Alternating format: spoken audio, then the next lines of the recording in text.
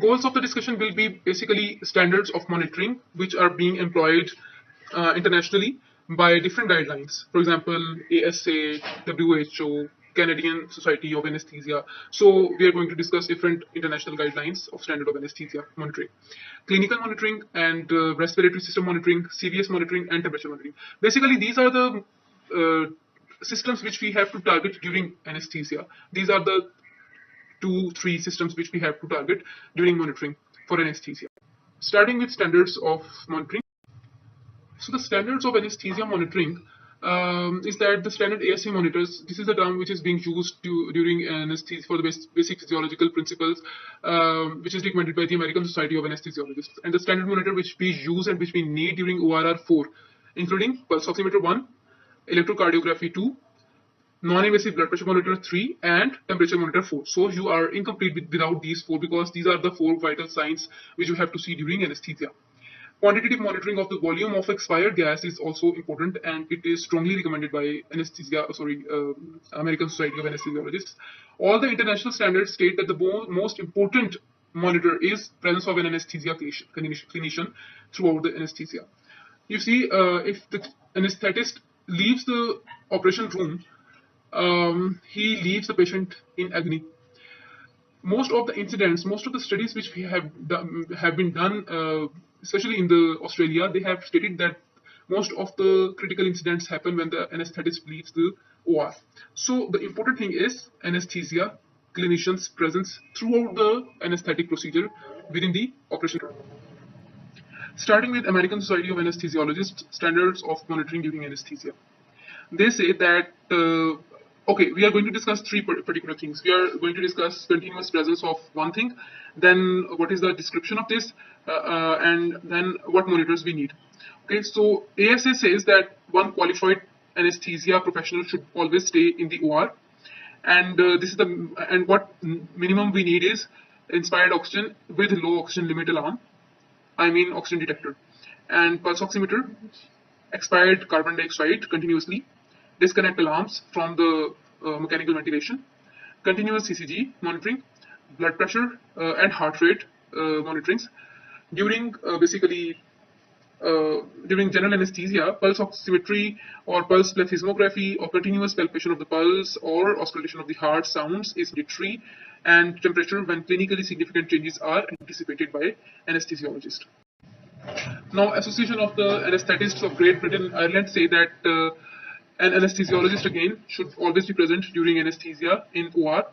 They have categorized this into 4 things. Minimum is pulse ox, NIBP, ECG, inspired and expired oxygen, carbon dioxide, nitrous, and any volatile agent which is being used, and airway pressure, peripheral nerve stimulator, and temperature for procedures which are greater than 30 minutes duration. Available thing should be stethoscope. Additional equipment should be invasive blood pressure monitoring. You don't need to have invasive blood pressure in every case. So this is an additional information. This is an additional thing which you should have at ease. And recommended is EEG based depth of anesthesia when neuromuscular blockade is being done with European Board of Anesthesiology say again appropriately trained and experienced anesthesiologists should always be present in anesthesia monitoring. Essential equipment is again same. Extra thing is airway pressure monitoring, which is essential. Available thing which should be there is peripheral nerve stimulator with neuromuscular blockade and temperature. Canadian Society says that physician or an anesthetist should be present. Now, Canadians say a different thing. They don't say that an anesthesiologist should always be present. They say that a physician, any physician, or an anesthesiologist should be present. Now, required thing at dire need is again pulse ox, BP, ECG, capnogram, and agent-specific anesthetic gas analyzer. Exclusively available for each patient is temperature monitor, stethoscope, lightening appropriate to visualize and expose portion of the patient. This is very important particular thing because during anesthesia the patient is draped and as a whole we should actually keep the area of mouth and nose bare so that we can see the mist in the tube, we can see the position of the tube, we can see if the patient is self-extubated or the tube is kinked. So we should keep that area bare and we should have an appropriate lightning source which has not been highlighted by any other Society of Anesthesia standards of monitoring. Immediately available thing is spirometer and manometer to measure the ATT pressure, cuff pressure. WHO and WFSA, they say a vigilant anesthesia professional. Highly recommended thing is again the same. Audible signals and alarms, pulse ox, and carbon dioxide detector for intubated patients and NIVP. Recommended thing is again, continuous monitoring of stethoscope, continuous capnography, ECG, peripheral nerve stimulator, oxygen concentration. They're one and the same thing, but they have just categorized it in a different manner. And suggested thing is again inspiratory or expiratory gas volumes, invasive blood pressure monitoring, continuous electronic temperature monitoring, EEG, and urine output, which has not been highlighted by any other society. Now, Australian and New Zealand College of Anaesthetists say again, vigilant anesthesia professional, mandatory thing is almost the same and available thing is almost the same as well. So you can have a look and you can memorize these things. Now we have got clinical monitoring.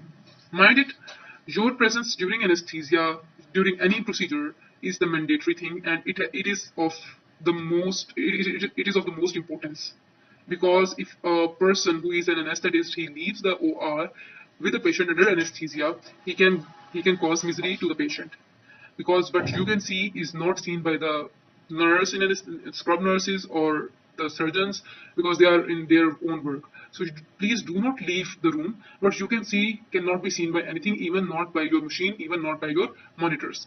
The artificial intelligence cannot, replace human intelligence.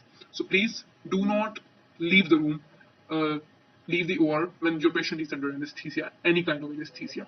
You can inspect the patient, auscultate the patient, you can palpate. It is the primary determinant of the patient's safety.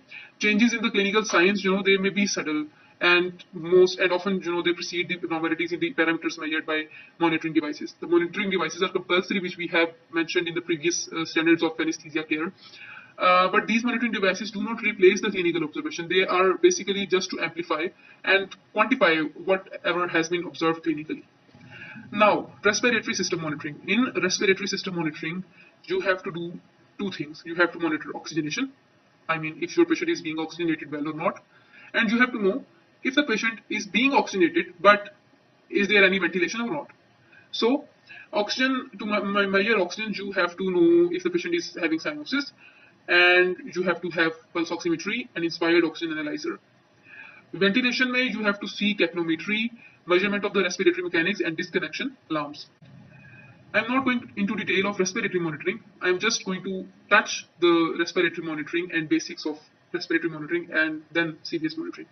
In oxygenation, what you have to see is inspired gas, oxygen content. I mean, how much oxygen or how much fraction of the oxygen is being inhaled by the patient. And this is basically by oxygen analyzer, one thing. It will tell you two things basically. It will tell you if the what is the FiO2, and if the FiO2 is less than required, then it will start alarming, and this alarm is not replaceable unless you replace the oxygen. What is the principle?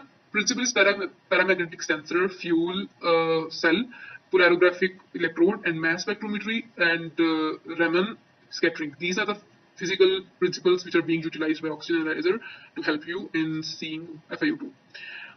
Blood oxygenation is seen by pulse oximeter. It uses Beer and Lambert law. This is basically Beer law and Lambert law. They are the two different laws, and when we combine these are being used by pulse oximeter. They tell you about hemoglobin saturation, heart rate, of course, relative pulse amplitude displayed on the plethysmography waveform. For example, if a patient is in hypovolemia, you will see this plethysmogram to be wavy. So it will tell you multiple informations. Okay, now ventilation. What you have to do, what you have to see in ventilation, you have to see exhaled carbon dioxide. If the patient is being ventilated, so there must be some, exchange of the gases, and if there is an adequate gaseous exchange, there will be adequate amount of carbon dioxide exhaled by the patient, which is monitored by capnograph. And what principle it takes? It takes that carbon dioxide molecules, they absorb the infrared radiation at 4.26 micrometers, proportionate to the carbon dioxide concentration which is present in the sample breath.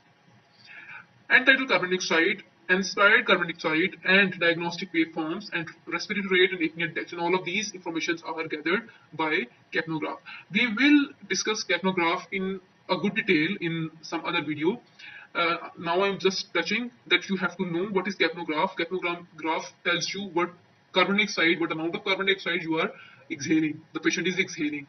Now, instantaneous information about perfusion, because of course, if there is cardiac output, only then there is a gaseous exchange, only then there is carbon dioxide exhaled by the lungs. So it gives you instantaneous information about perfusion, adequate perfusion of the organs.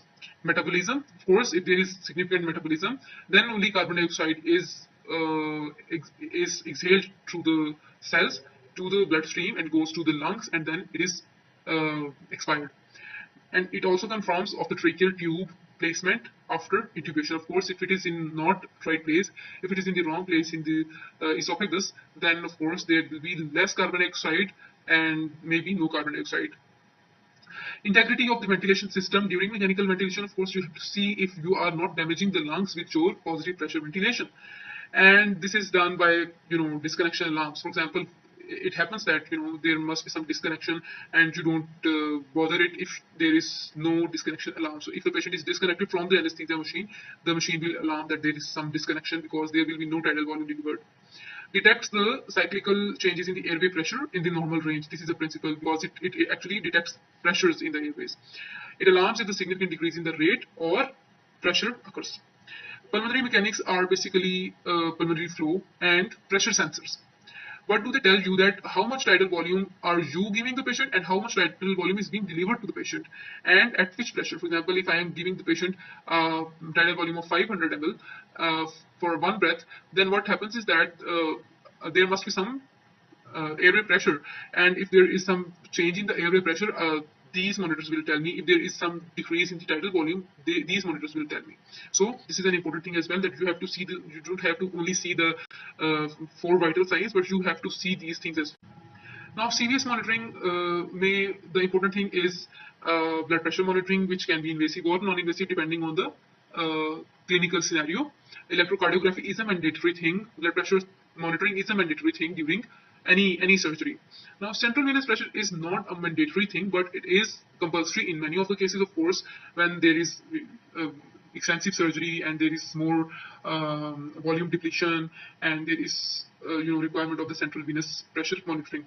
Pulmonary artery catheters, similarly, transesophageal echocardiography and cardiac output monitoring. We don't use these 4 monitors on daily basis, but yes, central venous pressure monitoring is done quite frequently because most of the surgeries which are major cases, they usually need central venous pressure monitoring.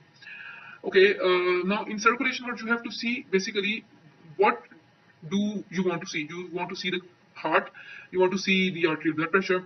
Heart activity is seen by ECG. ECG monitor detects and amplifies, and it displays the ECG signals, and heart rate and rhythm basically is observed. What else you need to see is the ST segment changes during anesthesia with an audible alarm warning of significant arrhythmias or asystole, for example, or even anything else. Or arterial blood pressure is non-invasive blood pressure, which uses oscillometric devices, and it can be invasive blood pressure monitoring as well. It gives you a maximum oscillation, which is mean arterial pressure, and from mean arterial pressure there are automatic detectors which calculate and tell you about the systolic and diastolic blood pressure. So arterial blood pressure monitoring in non-invasive blood pressure monitor tells you basically the mean arterial pressure, and it automatically adjusts the systolic and diastolic accordingly. Now we have got temperature monitoring. Temperature monitor is basically a semiconductor, and the electrical resistance decreases as the temperature decreases, so and vice versa. So the core or peripheral temperature, both are monitored, and the most important thing in temperature monitor is that if there is 2 monitors, one is monitoring the core temperature and one is monitoring the peripheral temperature. So if there is a greater than 2 degrees Celsius core to periphery temperature gradient, it is indicative of low cardio. This is an important information which you don't have to forget. Now, last almost slide is that temperature monitor. Now you need to see what are the sites on which you can monitor the temperature during anesthesia.